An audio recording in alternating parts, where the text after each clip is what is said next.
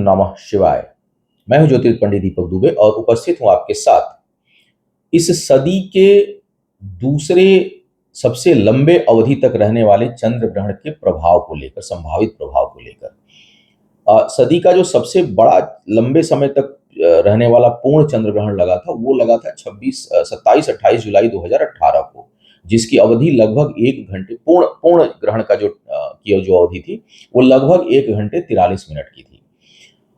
ये जो चंद्र ग्रहण लगेगा, इसकी अवधि भी 82 मिनट, 82 मिनट की लगभग है, यानी 1 घंटे 22 मिनट की लगभग अवधि रहने वाली है।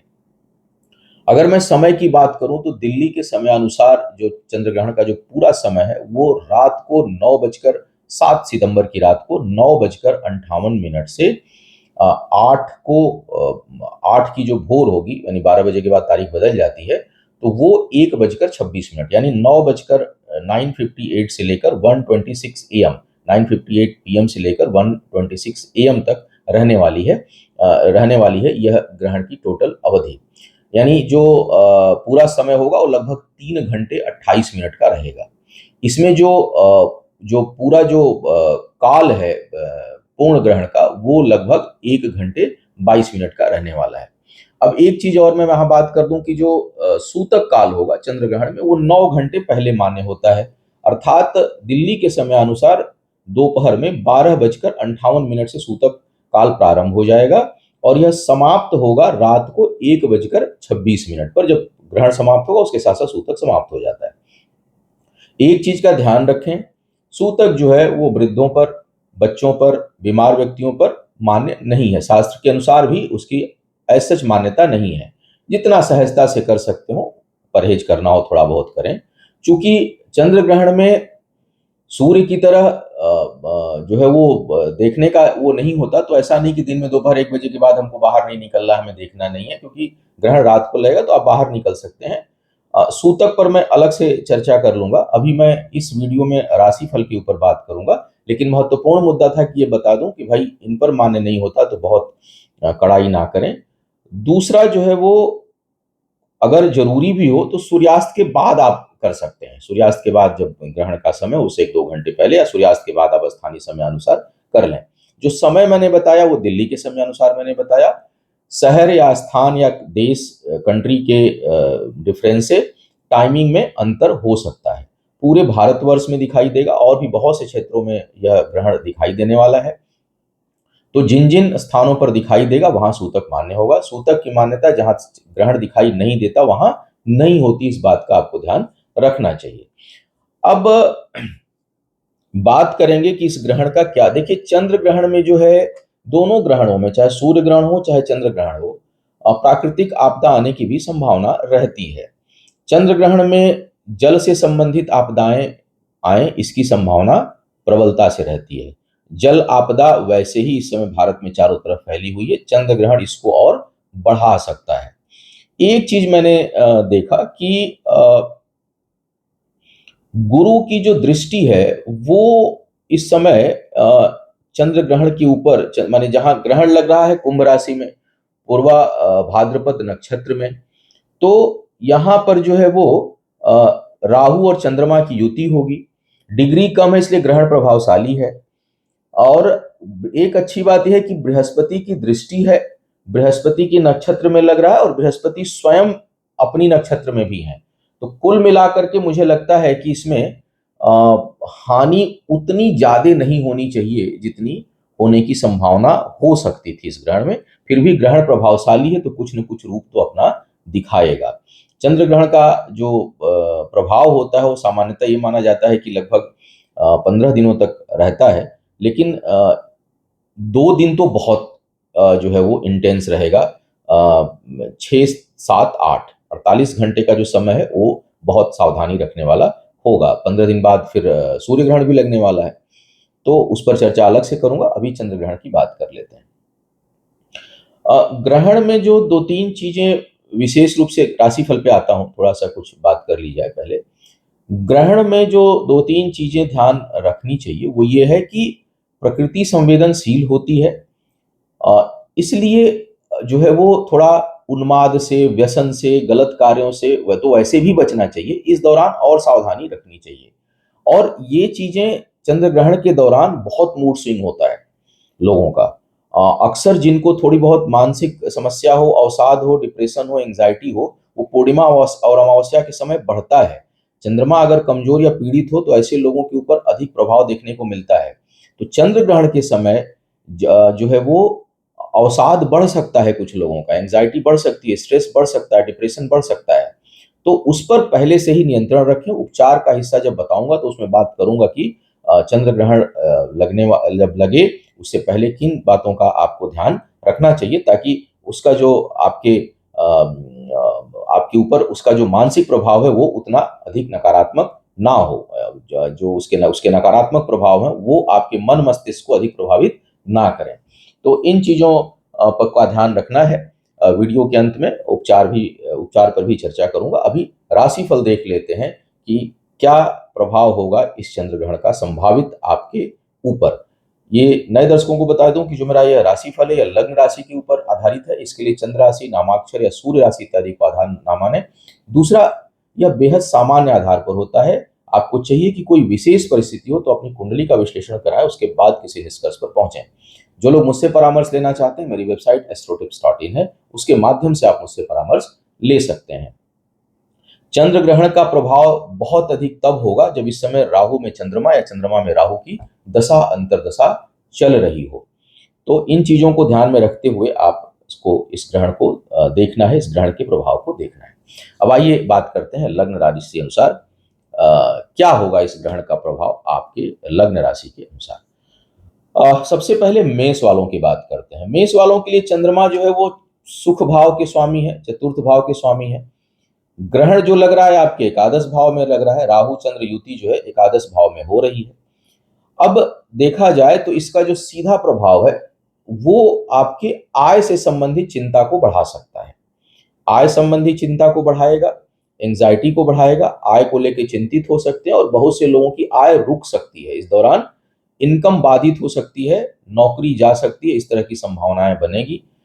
सुखेश हैं, सुख भाव से खड़ाष्टक योग में है, चंद्रमा रहेंगे तो इस कारण जो है आपके पारिवारिक सुख में भी बाधा उत्पन्न होगी। घर परिवार में भी कोई कष्ट होने की संभावना हो, इससे इनकार इस समय नहीं किया जा सकता।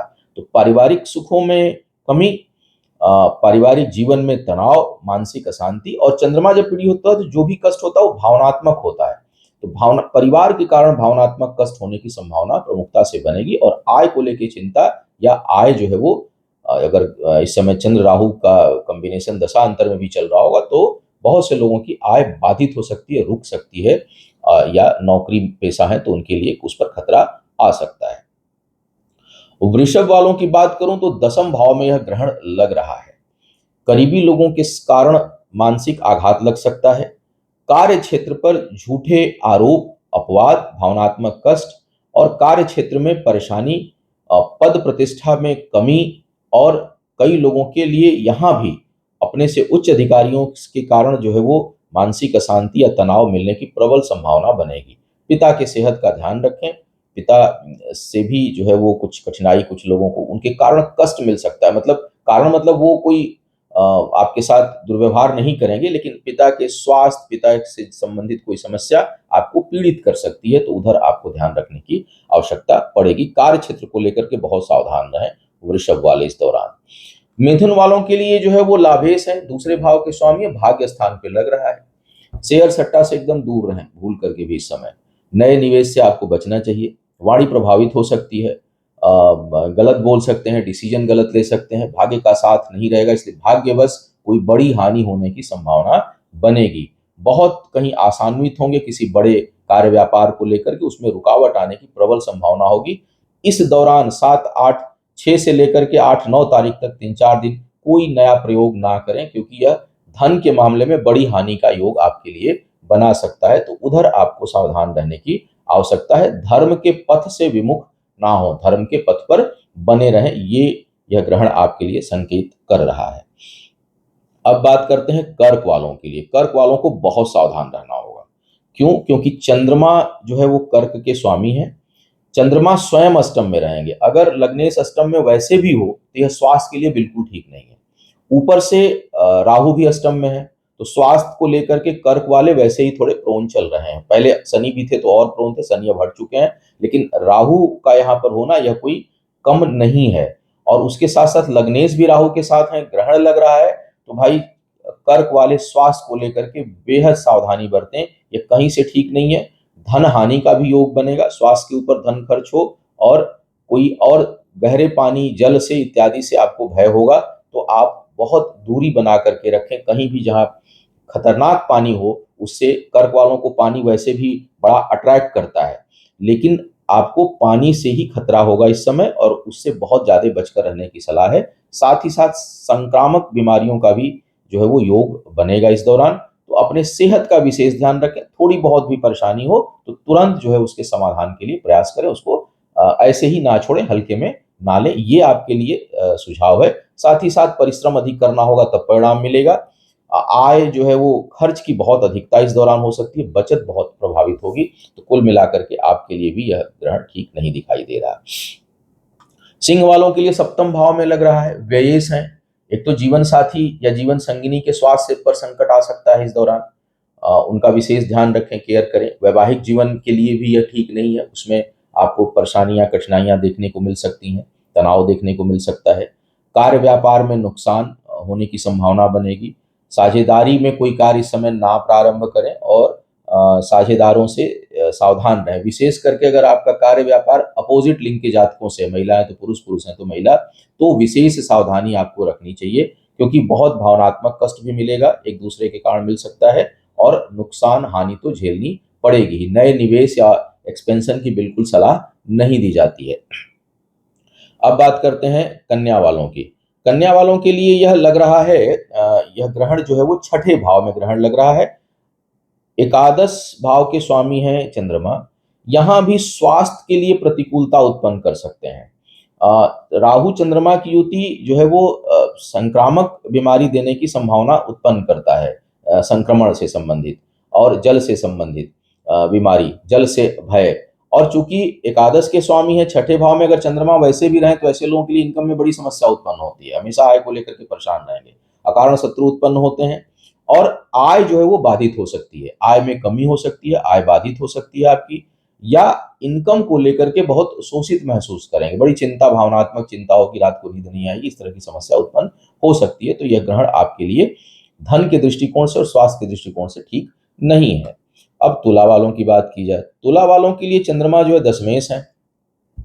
दशमेश का पंचम भाव में अकेले रहते तो बड़ा अच्छा था, कोई बुराई नहीं होती। हालांकि कड़ाष्टक योग बनाते हैं, ऐसे लोगों को नौकरी, कार्य, व्यापार बड़ा धीमी गति से और बड़े संघर्ष के बाद मिलता है, प्राप्त होता है।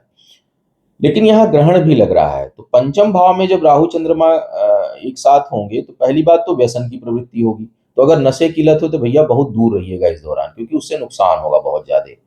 मूड स्विंग की समस्या होगी बहुत तेजी से।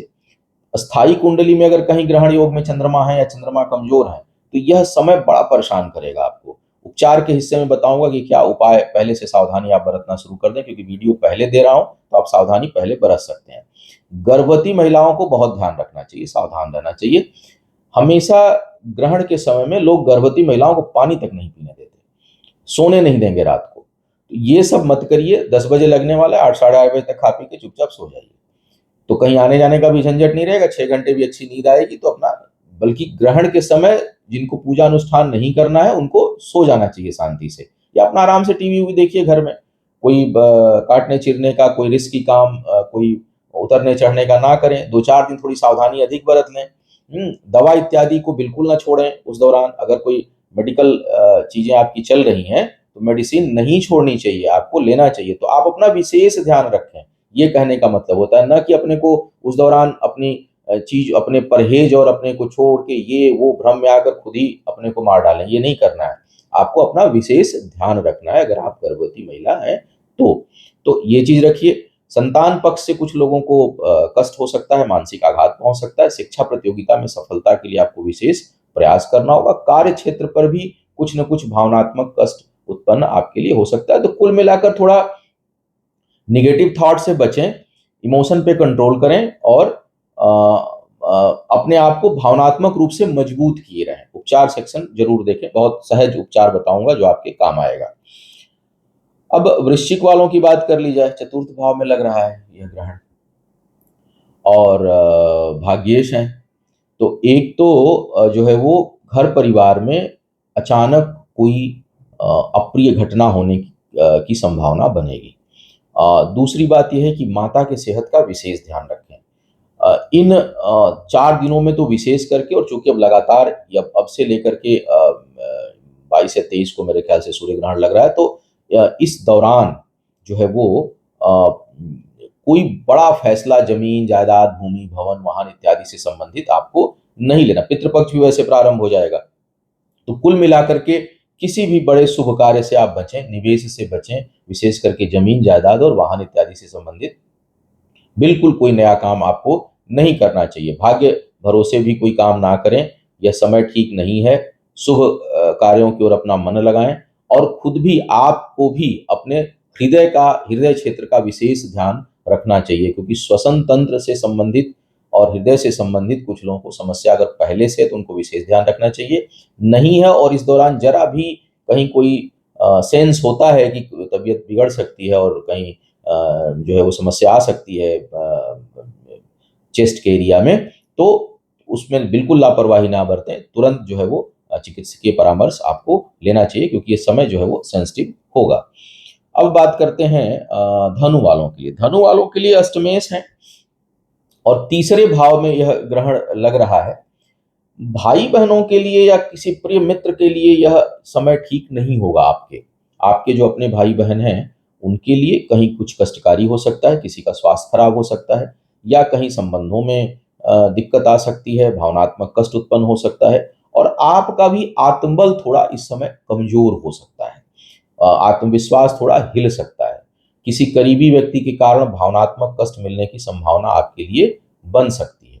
तो आपको थोड़ा इन इन क्षेत्रों में सावधान रहना चाहिए और अपने आत्मबल को आप बनाए रखें, अपने करीबी लोगों का विशेष ध्यान रखें और इस दौरान कहीं कोई तनाव उत्पन्न होता है भाई-बहनों के बीच में, आपके साथ मित्रों, बहुत करीबी मित्र जो अजीज मित्र हैं उनके साथ, तो उसको आप समझ जाइए कि ग्रह का प्रभाव है, उसको दिल से नहीं लगाना है, यह समय का प्रभाव है। तो उसको शांतचित्त होकर के बिताएँ और उसको दिल से ना लगाएँ।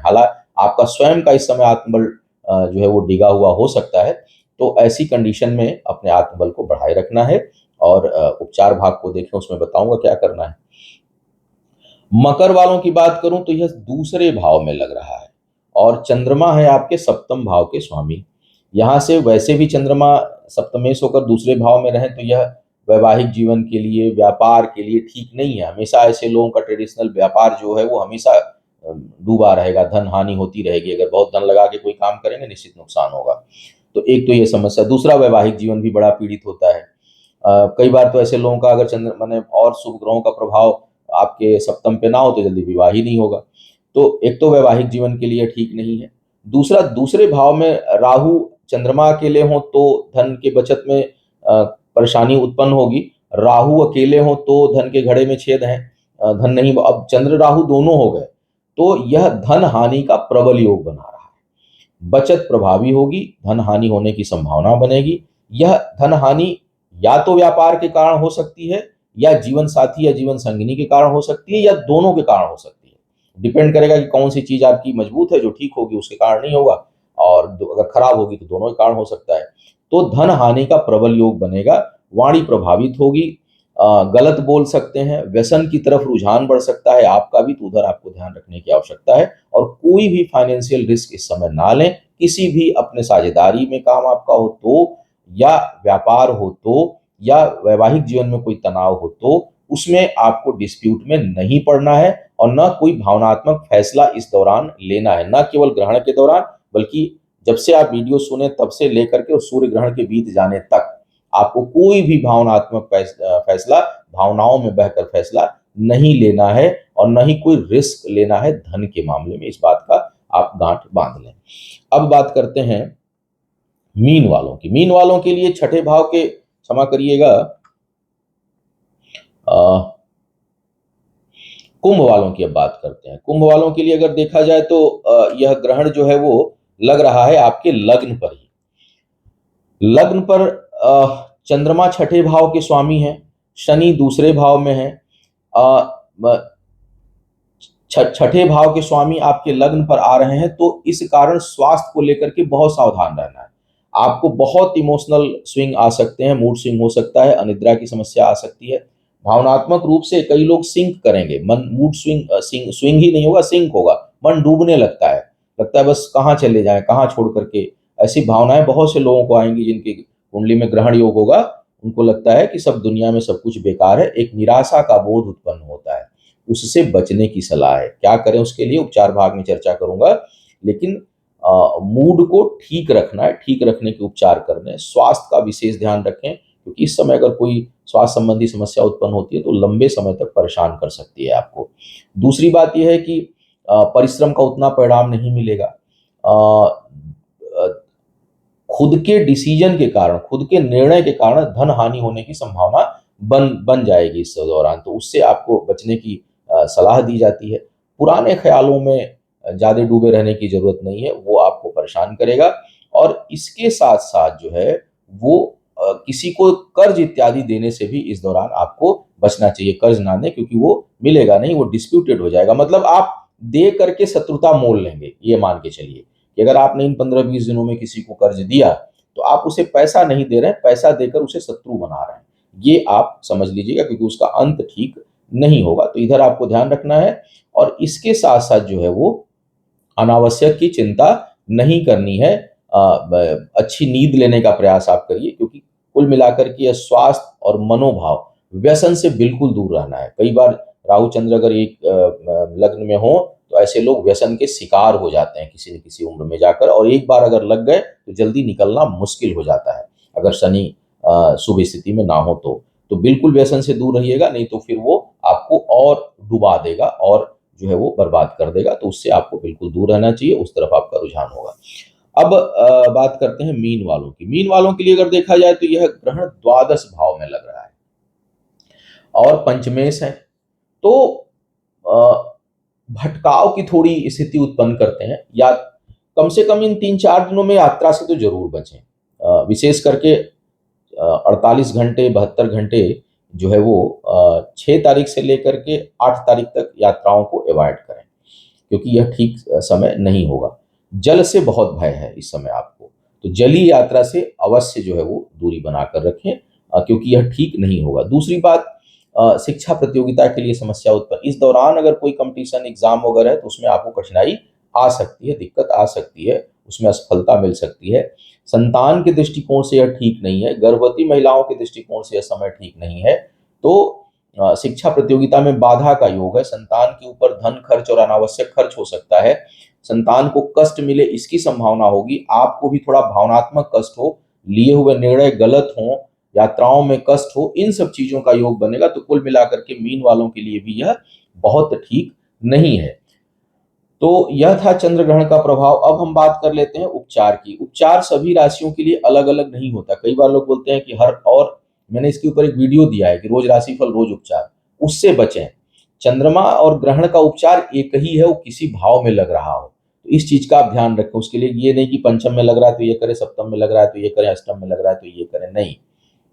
हाँ, जिससे संबंधित है उसको, उसका उपचार उसके लिए ध्यान देना पड़ेगा। जैसे मैंने अगर कहीं कहा कि भाई भाई बहनों के लिए कष्ट होता है, तो भाई बहनों की कुंडली एक बार देख लें उनको, क्योंकि दूसरे को कष्ट तभी मिलेगा जब उसकी संभावना है। संतान को कष्ट तब मिलेगा जब संतान की कुंडली में भी उस तरह का योग बन रहा हो। जीवन साथी वाला जो सेक्शन, जैसे किसी में सप्तम भाव में, जो मैंने बताया कि सप्तम भाव में सिंह वालों के सप्तम में लग रहा था, तो सप्तम भाव में जीवन साथी के स्वास्थ्य की समस्या तब आएगी जब जीवन साथी या जीवन संगी कुंडली में भी उस तरह का योग बन रहा हो। तो उनका कुंडली दिखा करके उनसे संबंधित उपचार कर लें, उनके लिए कर लें, अपने लिए नहीं। आपके लिए जो प्रभावी क्षेत्र है वो है आपका अष्टम, आपका लग्न, आपका पंचम, आपका दूसरा भाव, ये सब जो है वो सीधे आपको प्रभावित कर सकता है कई मामलों में। तो पहली बात कि अगर चंद्रमा के कारण मूड स्विंग हो रहा हो, हालांकि इसके ऊपर भी मैंने वीडियो दिया है अलग से, लेकिन चूंकि ग्रहण का वीडियो दे रहा हूं तो यहाँ भी बता दूं। तो एक तो वाटर इंटेक बढ़ा दें, पानी खूब पिएं, खतरे वाले पानी के पास ना जाएं, लेकिन पानी खूब पिएं, इंटरटेन करें। और चंद्रमा के निमित्त हवन कर सकते हैं, जैसे सूतक तो लग जाएगा उस समय स्पर्श नहीं कर सकते, लेकिन एक दिन पहले कर लीजिए। एक दिन पहले पूर्णिमा से एक दिन पहले चतुर्दशी को कर लीजिए। 5 को 7 को ग्रहण लग रहा है तो सुबह कर लीजिए 12 बजे से पहले, सूतक काल से पहले, और या 6 की शाम को कर लीजिए। उस समय भी चंद्रमा काफ़ी विजिबल होंगे, तो उसमें जो है वो हवन कर लीजिए चंद्रमा के लिए। जिनको परमानेंट समस्या हो वो क्या करें कि जो है वो गाय का उपला या आम की लकड़ी या दोनों मिल जाए तो अति उत्तम। गाय के दूध में थोड़ा-सा खीर बनाइए, गाय का देसी घी ले लीजिए और ओम चंद्राय नमः, बहुत सहज इसलिए बता रहा हूँ कि कई लोग बीज मंत्र के प्रोनाउंसिएशन में उनको दिक्कत आती है। तो थोड़ा चंद्रमा का ध्यान करते, चंद्रमा की तरफ मुँह करके और चंद्रमा के निमित्त जो है वो खीर और देसी घी की आहुति डाल दें। जितना कर सकते हो उतना, 101 बार हो जाए, 111 बार हो जाए तो अति उत्तम। और ये प्रयोग अगर आप, जिनको लंबी समय की मानसिक समस्या, बीमारी या अवसाद में रहते हों या कोई रोग व्याधि हो ठीक नहीं हो रहा हो, तो ये बड़ा लाभकारी उपचार है। इसके अलावा भगवान शिव की आराधना अवश्य करें, चंद्रमा जिसका भी पीड़ित हो। वैसे तो कोई भी ग्रह जब अति पर पहुंच जाएगा तो उसका अंतिम उपचार महाकाल के शरण में जाना है, लेकिन चंद्रमा विशेष रूप से अगर पीड़ित हो तो ऐसे लोगों को भगवान शिव की नियमित पूजा आराधना करनी चाहिए। पानी बड़ा सहज उपचार है, पानी बढ़ा दें, पानी की मात्रा अधिक प्रयोग करें। कोई भी लग्न या राशि हो, चंद्रमा पीड़ित है तो सफेद वस्त्रों का अधिक प्रयोग करें। घर में गहरे लाल, गहरा नीला और ग्रे कलर का प्रयोग ना करें, जैसे कपड़ा है, चादर है, बेडशीट है, कर्टेन है, इन सब चीजों का प्रयोग आपको नहीं करना चाहिए अगर चंद्रमा आपका पीड़ित है तो। हल्का गुलाबी, सफेद, इन रंगों का प्रयोग आपको अधिक करना चाहिए। कई कई लोगों के लिए पीला मार्केस होता है, इसलिए मैं लाल पीले की बात ही नहीं कर रहा। मैं सिंपल ये बात कर रहा हूं कि कोई भी लग्न हो, ये दो चीजें सूट करेंगी आपको, हल्का गुलाबी और सफेद। सफेद रंग कोई भी लग्न राशि हो नुकसान कभी नहीं करेगा और चंद्रमा के लिए तो अति उत्तम है। तो इसका आप प्रयोग करें, हवन करें और चंद्रमा पीड़ित है तो चंद्र से संबंधित अर्घ दें। उसमें क्या-क्या कर सकते हैं, मिला सकते हैं। एक तो रात में खिलने वाले सफेद पुष्प का इत्र, यानी जैसे चमेली है, रजनीगंधा है, रात रानी है, बेला है। इन इन इस पुष्प का ओरिजिनल इत्र मिल जाए जिसमें अल्कोहल ना हो, परफ्यूम नहीं, इत्र जिसको हम कहते हैं, एकदम इसेंस मिल जाए उसका, तो वो ले लें। सफेद चंदन ले लें उत्तम क्वालिटी का, शहद ले लें अच्छी क्वालिटी का, जल ले लें और गाय का दूध ले लें। जल की मात्रा अधिक रखिए, उसमें थोड़ा दूध डाल दीजिए, उसमें 1 चुटकी सफ़ेद चंदन का पाउडर डाल दीजिए, उसमें 1-2 बूँद शहद डाल दीजिए और 1-2 बूँद जो है वो इत्र डाल दीजिए। और इससे जैसे सूर्य को सुबह अर्घ देते हैं, वैसे रात रात के समय चंद्रमा को अर्घ आपको देना चाहिए। अगर आपको किसी भी प्रकार की आप दीर्घ अवधि की बीमारी, इम्यून सिस्टम कमज़ोर हो, चंद्रमा के कारण कोई रोग, व्याधि, मूड स्विंग हो रहा हो, डिप्रेशन के शिकार हो जाते हो, एंग्जायटी बढ़ी रहती हो, एंग्जायटी हालांकि राहु की वजह से ही बढ़ती है, लेकिन अगर चंद्रमा कमजोर है तब भी बढ़ेगा, तो उसमें इसका प्रयोग बड़ा लाभकारी है। कुंडली में अगर ग्रहण योग है आपके, स्थायी कुंडली में चंद्रमा जो है वो राहु के साथ या केतु के साथ हो, ग्रहण के दिन आप पैदा हुए हों, राहु केतु के नक्षत्र में हो, तो आपको इस दिन ग्रहण शांति पूजा करानी चाहिए। चंद्र ग्रहण शांति पूजा अवश्य एक बार करानी चाहिए। जो लोग मेरे क्लाइंट हैं वो मेरे यहाँ से करा सकते हैं। डायरेक्ट सीधी पूजा हम नहीं लेते, किसी की परामर्श के बाद ही लेते हैं। तो हमारे यहाँ से पूजा आप करवा सकते हैं, लेकिन परामर्श लेने के बाद जो है वो सीधी पूजा हमारे यहाँ एक्सेप्ट नहीं की जाती है। तो ये बहुत ही सहज और सामान्य उपचार हमने आपको बताया। इसको करने से आपके बहुत सी आपकी समस्याएं जो है वो दूर होंगी। तो यह था चंद्र ग्रहण का संभावित प्रभाव। कुछ प्रश्न होगा तो मुझे लिख भेजिएगा, एक आध एपिसोड इसके ऊपर मैं और कर सकता हूं या करूंगा। आपका आने वाला समय शुभ हो, आयु, आरोग्य और ऐश्वर्य की वृद्धि हो। इन्हीं शुभकामनाओं के साथ आपसे विदा लूंगा। पुनः मुलाकात होगी किसी नए विषय पर, तब तक के लिए मुझे आज्ञा दीजिए।